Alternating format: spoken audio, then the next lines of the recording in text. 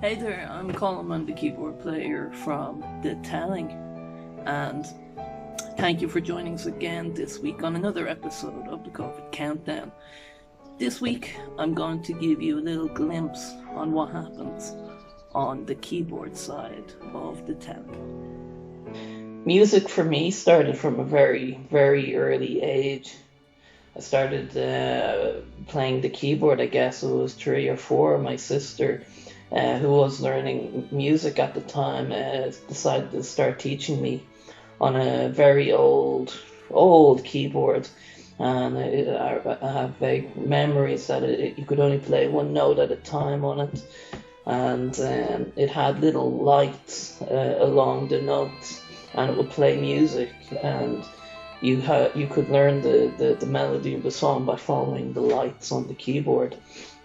And over time, I ended up getting different keyboards and upgrading to different keyboards, and to the keyboard that I use now, the Korg Oasis.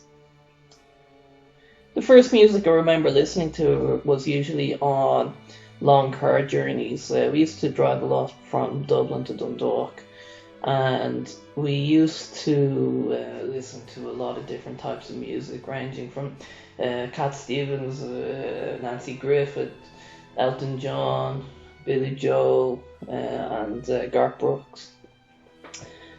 I come from a big family, and not many of us ended up picking up instruments, but back in the 1950s and 1960s, my great uncle, George Duffy, had the George Duffy Orchestra. He was one of the biggest show bands of the era.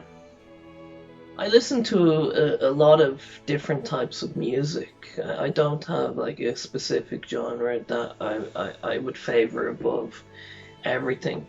It depends on my mood and what I want to listen to.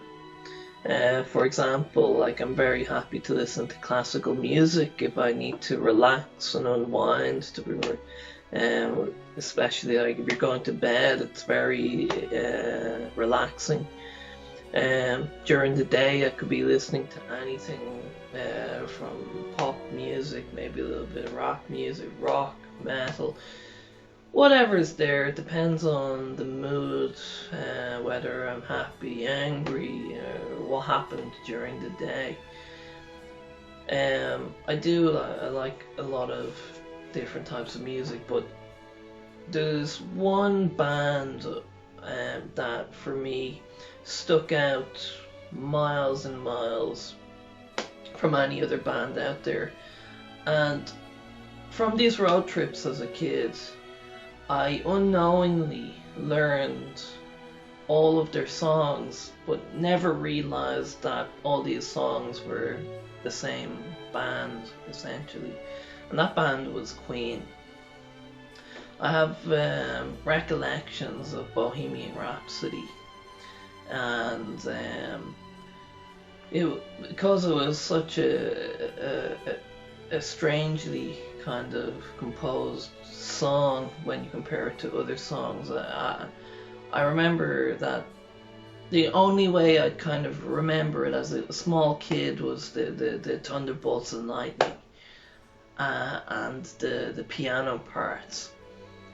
And for a long time I just knew it as the Thunder and Lightning song, and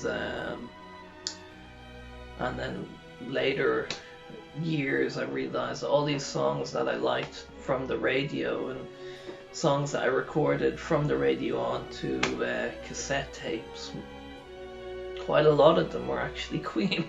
And so for me they're one of my all-time favorites.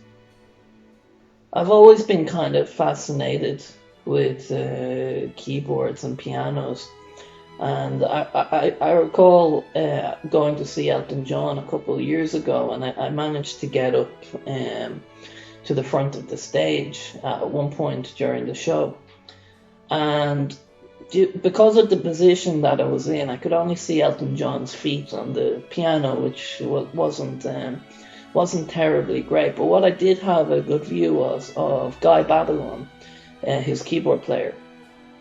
And I remember I was like just looking at him playing, and he had a big, massive rig of keyboards, and I was so infatuated at looking at him, I didn't notice that his lead guitarist was trying to hand me a pick because I was at the front, and I didn't notice until he dropped it on my head and it went into my hair, and then there was a frenzy from the people around me pulling my hair to get that pick, and needless to say, I never saw the pick, but I did get to see the keyboard player, so I was happy.